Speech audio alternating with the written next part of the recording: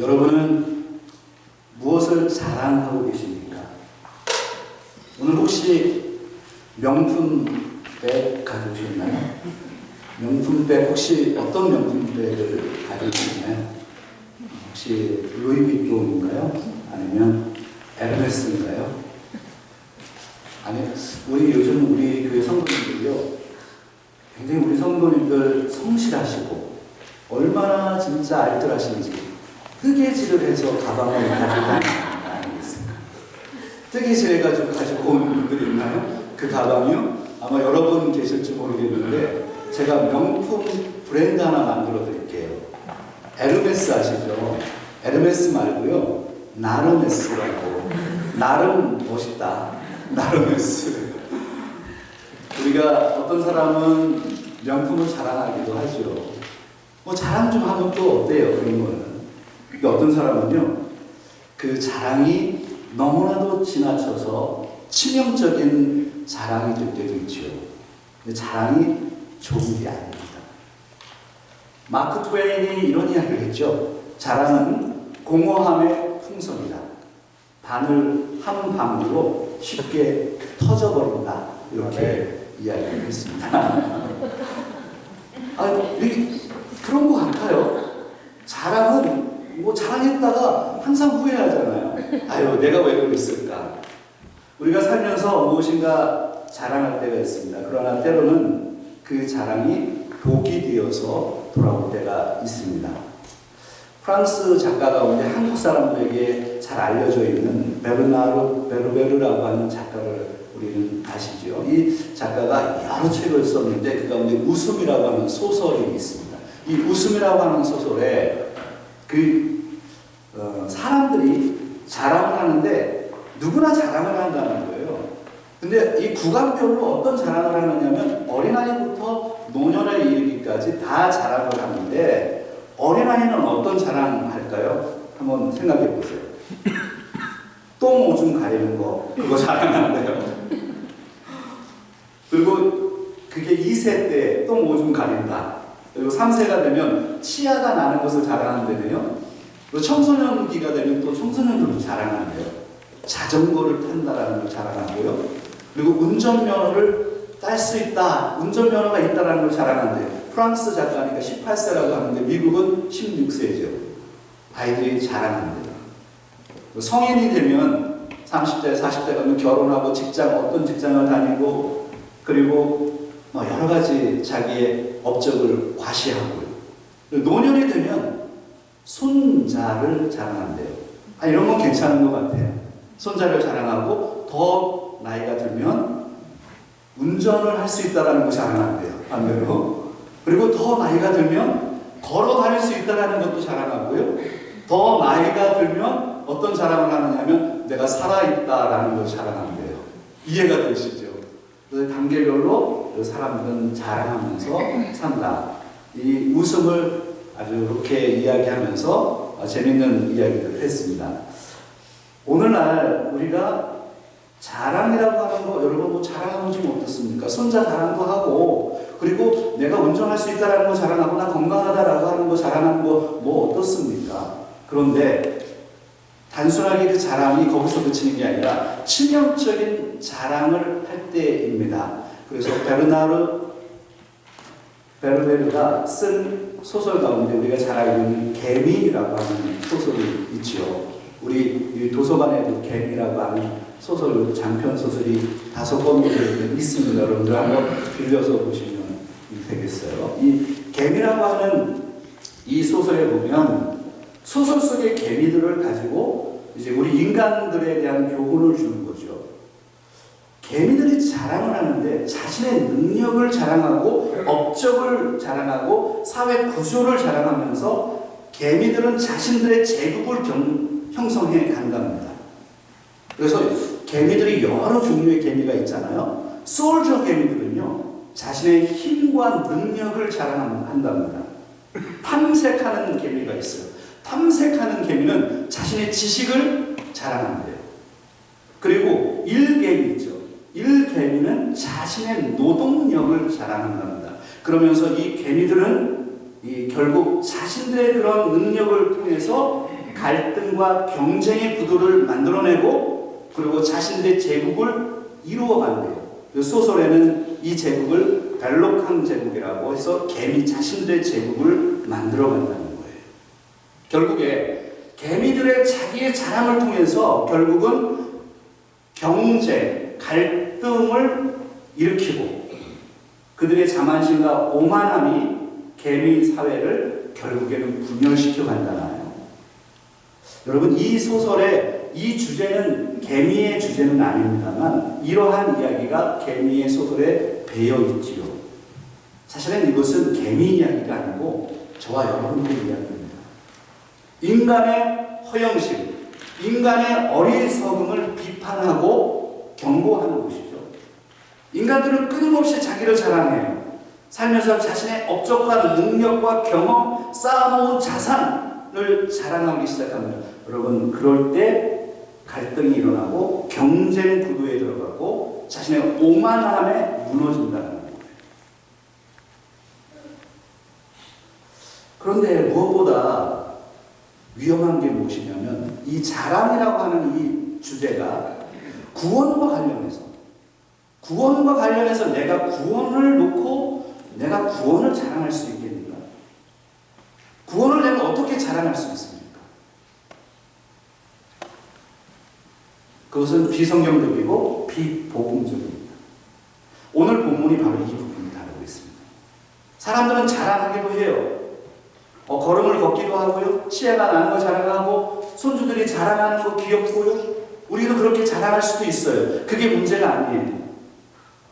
그것이 우리의 구원과 관련되어 있을 때, 자랑이라고 하는 것이 우리의 구원과 관련되어 있을 때 치명적이라는 거죠. 바로 사도 바울께서 로마서에서 바로 이 부분을 다루고 있습니다.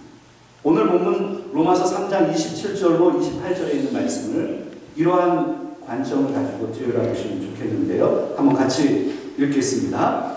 그런즉 자랑할 데가 어디냐? 있을 수가 없느니라. 무슨 법으로냐? 행위로냐? 아니라 오직 믿음의 법으로니라. 그러므로 사람이 의롭다 하심을 얻는 것은 율법의 행위에 있지 않고 믿음으로 되는 줄 우리가 인정하노라. 아멘. 오늘 우리의 본문은 로마서 3장 27절로 31절까지의 본문입니다. 이 본문은 로마서 3장 21절로 31절까지의 큰 단락에 포함되어 있습니다. 바로 우리가 지난주의 설교를 기억해보면, 여러분 성경을 가지고 있으시면 바로 앞에 구문을 보면 바로 바울의 중심 사상인 이신칭의가 주제죠. 그 이신칭의에 대한 말씀이 계속 연결되어 있고요. 그 논증이 4장까지 이어지고 있습니다. 그래서 로마서 3장 21절로 31절은 크랜필드라고 하는 로마서의 가장 권위 있는 학자 가운데 한 분인데요. 이 크랜필드라고 하는 분은 이렇게 설명했습니다. 이 로마서 3장 21절로 31절에 있는 이 말씀은 성경의 심장입니다. 성경의 중심이고, 그리고 레온 모리스라고 하는 학자는 이렇게 얘기를 했습니다. 바로 레온 모리스가 이렇게 얘기한 부분을 생각해 보세요. 성경의 가장 중요한 문단이다. 성경의 구약과 신약이 있잖아요. 이 성경 구약과 신약 가운데 가장 중요한 문단을 뽑는다면 로마서 3장 21절로 31절에 있는 이 말씀을 뽑아야 된다. 이런 이야기입니다. 그 정도로 이 말씀이 이신칭이라고 하는 이 주제가 중요한 주제라는 것이죠. 사도 바울은 이제 이신칭의 이 사상을 오늘 3장 27절로 4장 25절까지를 이 부분을 할애해서 이신칭의를 논증하며 서술하기 시작합니다. 근데 오늘은 우리가 로마서 3장 27절로 31절까지 있는 말씀이 있는데, 여기에는 세 가지의 질문이 등장하고 세 가지의 답변이 등장하면서 믿음의 법에 주목하게 합니다. 한번 따라하겠습니다. 믿음의 법. 믿음의 법이 무엇이냐? 믿음의 법으로 산다는 것이 무엇인지를 설명합니다. 27절에 있는 말씀을 여러분 다시 한번 읽어볼까요? 그런즉 자랑할 때가 어디냐? 있을 수가 없느니라. 무슨 법으로냐? 행위로냐? 아니라 오직 뭐요? 믿음의 법으로니라. 디아트립의 형식을 취하고 있죠. 그래서 디아트립의 형식이라는 것을 제가 설교 시간에 여러 번 설명을 했습니다. 가상의 반대 대상을 선정해 놓고 그 사람이 나에게 질문할 것을 저자가 그냥 질문을 하는 거예요. 질문하고 저자가 다시 대답을 하는 형식이죠. 그런 형식을 디아트립의 형식이라고 하는데, 오늘도 그래서 질문과 대답의 형식이 3번 등장해요. 요것을 풀어내면 되겠습니다.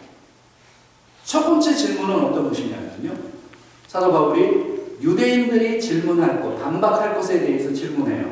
이렇게 질문하죠. 그런즉 자랑할 때가 어디냐?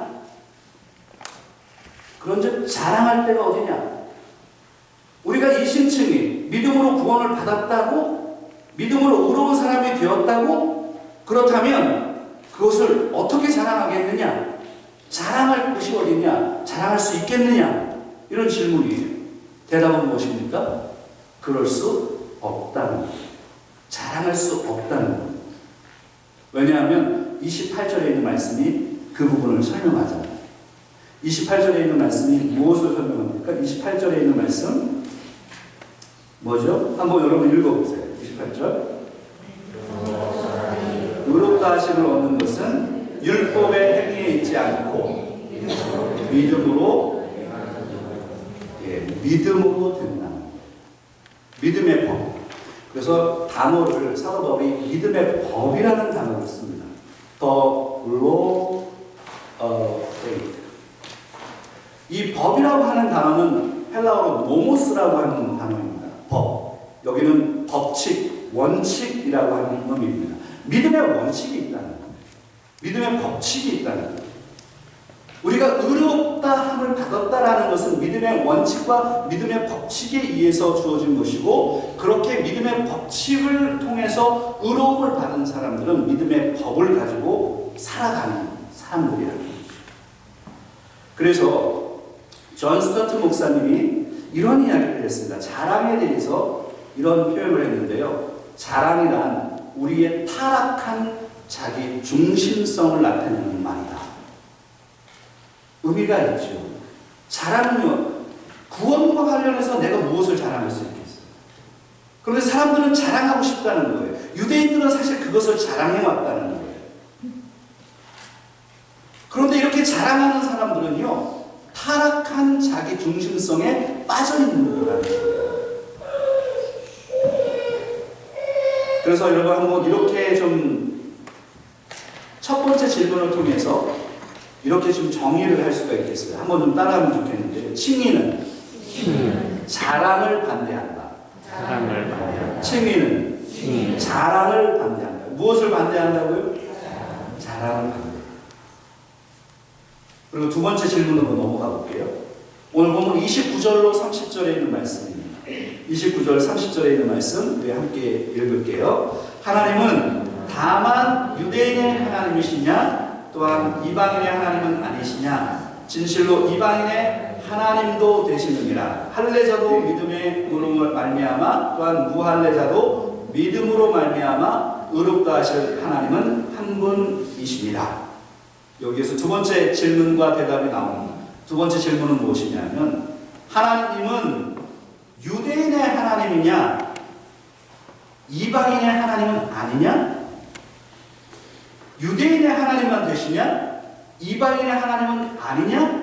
이것을 질문해요. 그것에 대한 대답이 무엇이냐면, 하나님은 할례자, 유대인의 하나님이시기도 하고 무할례자, 이방인의 하나님도 되신다 라고 하는 사실을 논증하죠. 자, 세 번째로 넘어가 볼게요. 그래서 두 번째는요, 이렇게 한번 정의를 내릴 수 있습니다. 한번 따라하겠습니다. 칭의는 차별을 반대한다. 칭의는 차별을 반대한다. 그러니까 유대인들만 구원받는 게 아니라요, 이방인들도 구원받는데 무슨 차별이 있겠느냐는 거예요, 구원에.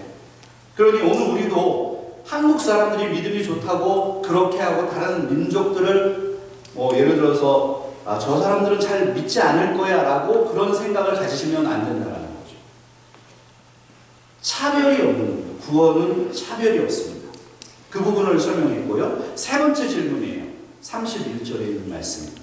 오늘 본문 31절 한번 같이 읽겠습니다. 그런즉 우리가 믿음으로 말미암아 율법을 파기하느냐? 그럴 수 없느니라. 도리어 율법을 굳게 세우느니라. 세 번째 질문은 무엇이냐면요. 그런즉 우리가 믿음으로 말미암아 율법을 파기하느냐? 대답은 무엇이죠? 그럴 수 없느니라. 도리어 율법을 어떻게 한다고요? 굳게 세운다. 유대인들이 이런 생각을 한 거예요. 사도 바울이 칭의를 자꾸 얘기해요.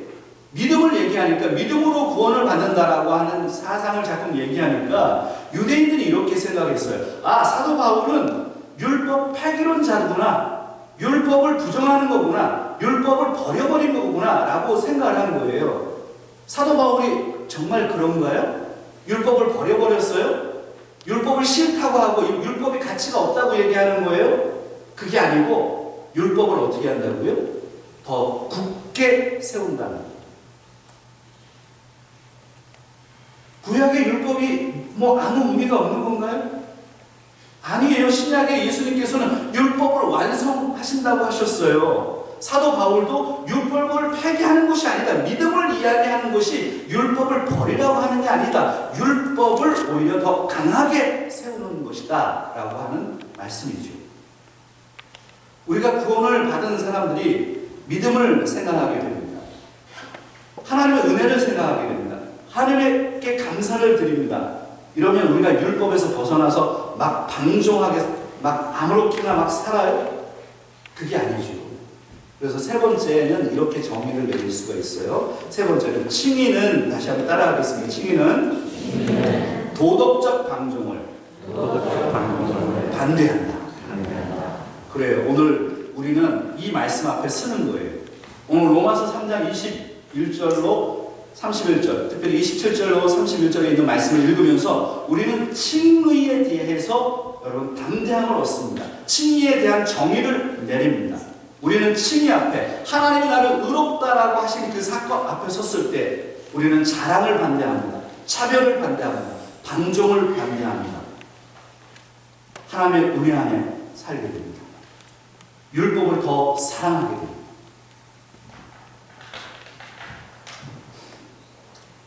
저는 요즘 구원이 너무 감사해져요. 사물을 보는 거, 그리고 사람을 보는 게 조금씩 더 깊어지는 거예요.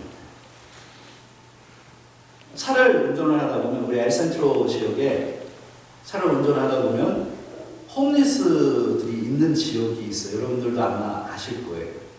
그러면 이 마음에 내려서 저분을 좀 도와주고 싶은데 이런 생각이 계속 드는 거예요. 그럼 제가 언젠가 그렇게 하거든요. 저는 차에 1불, 2불, 3불, 4불, 5불, 10불 정도는 항상 이렇게 차에 놓고 다닙니다. 왜요? 그 사람들이 돈을 달라고 딱 그 만나는 순간에 저는 그 돈을 줄 준비를 항상 하고 있어요. 이게 습관이에요.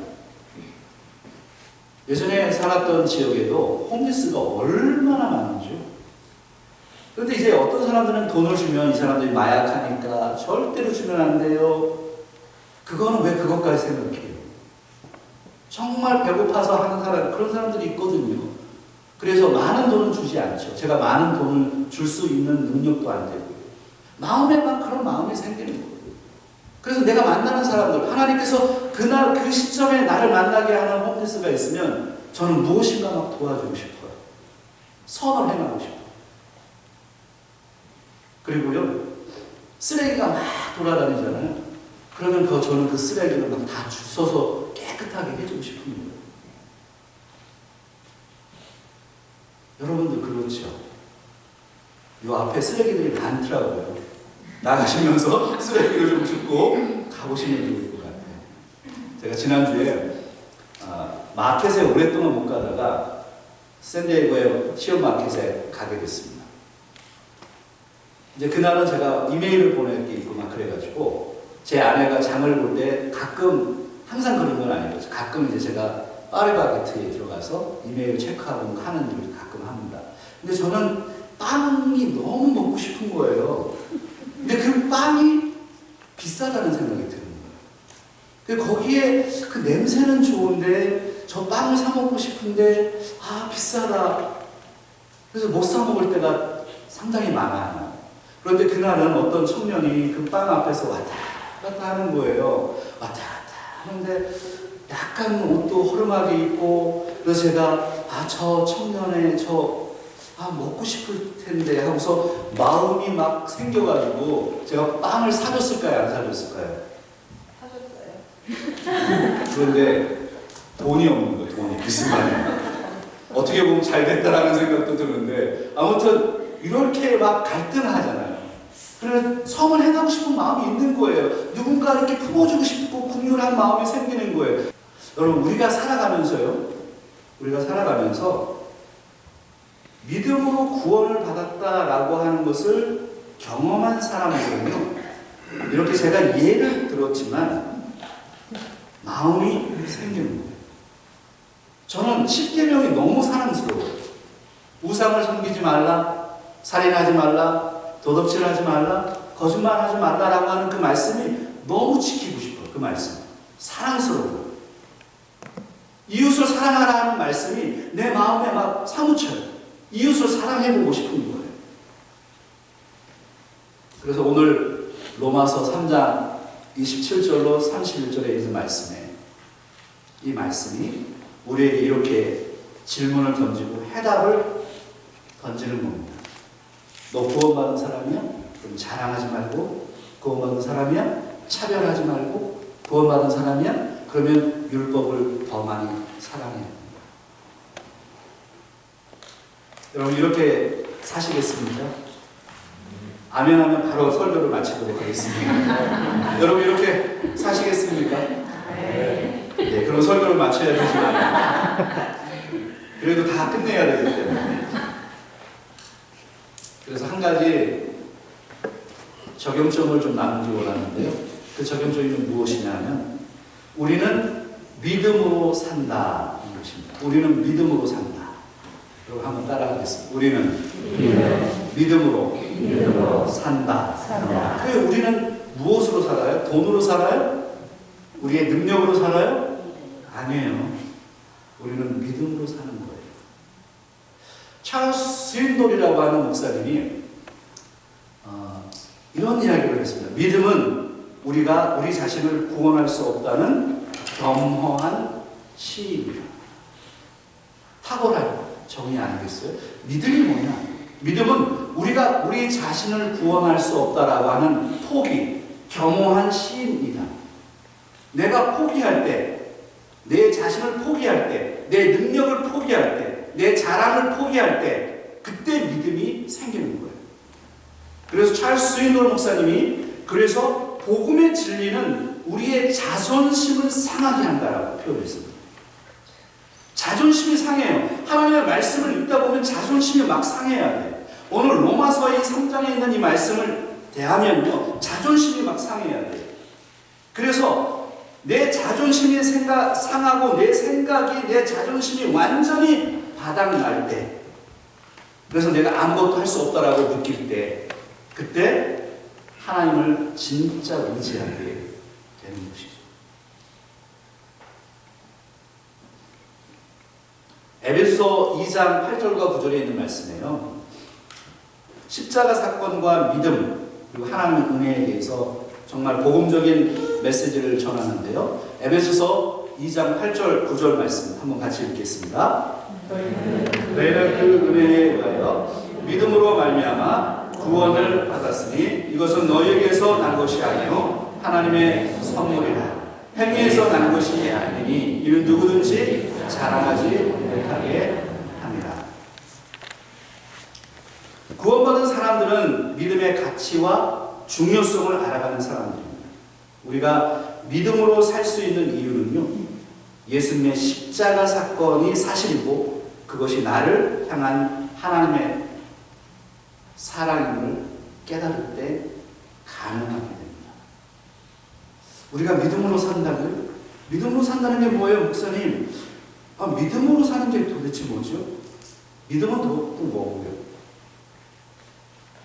믿음으로 산다는 것, 믿음으로 살아가는 이유는요, 예수 그리스도의 십자가 사건을 이해할 때 가능해집니다.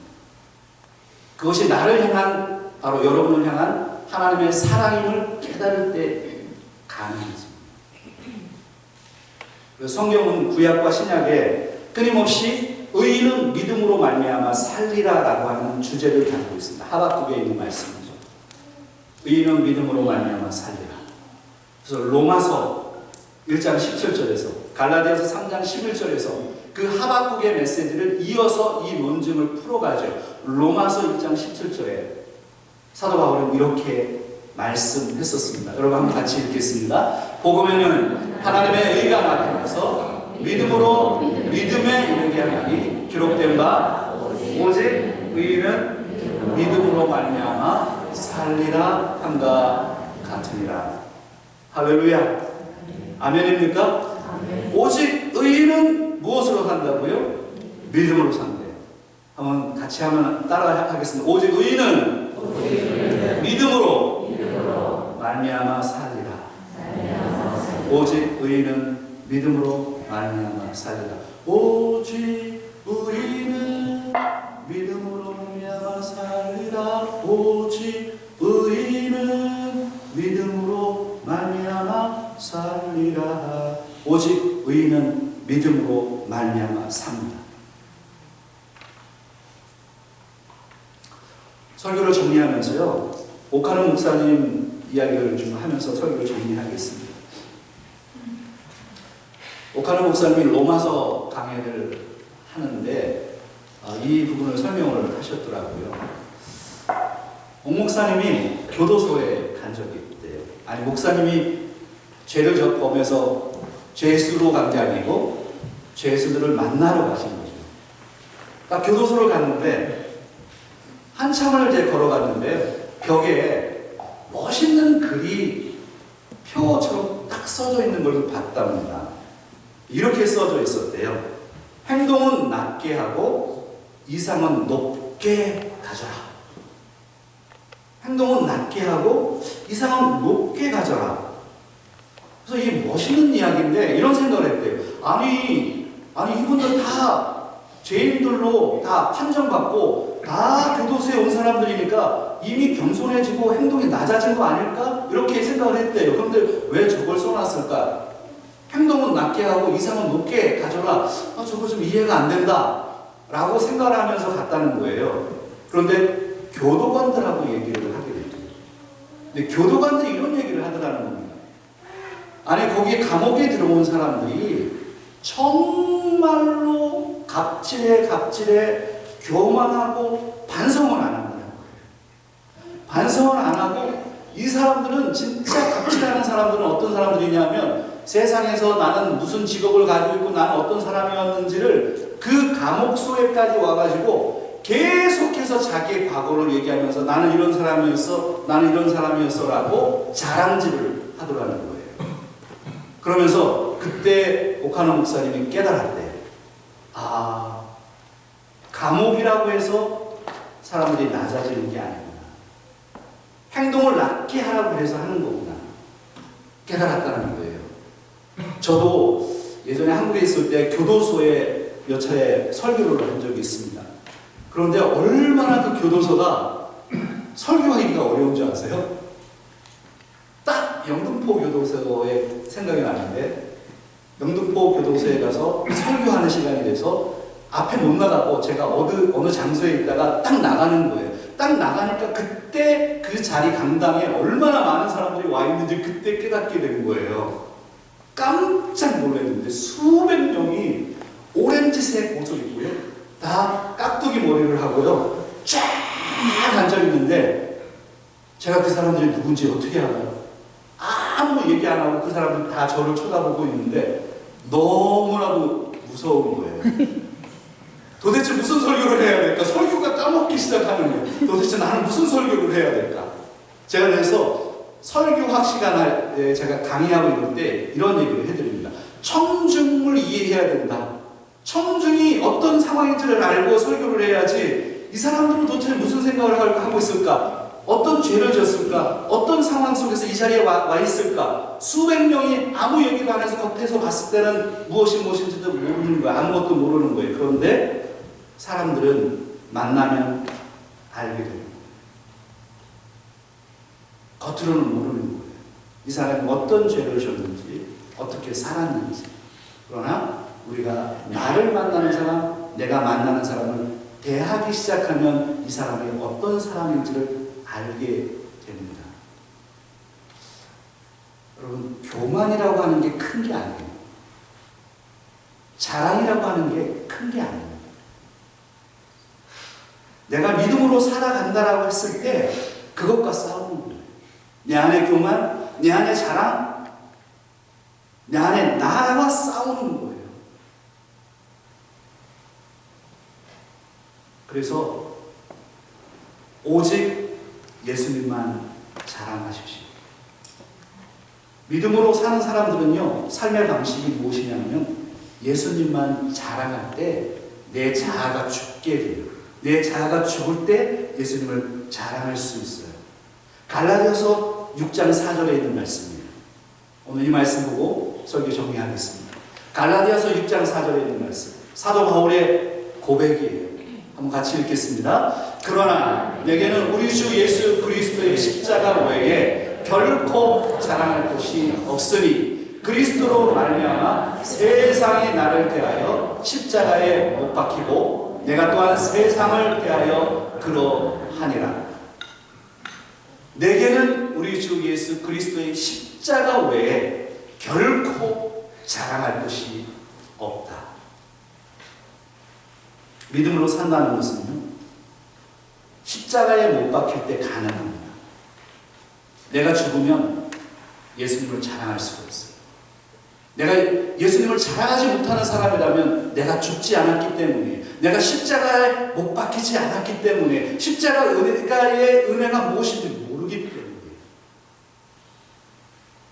사랑하는 여러분, 한 주간의 삶 속에서 얼마나 힘드셨습니까? 때로는 회사 생활, 주부 생활, 이민 생활 고단하시죠?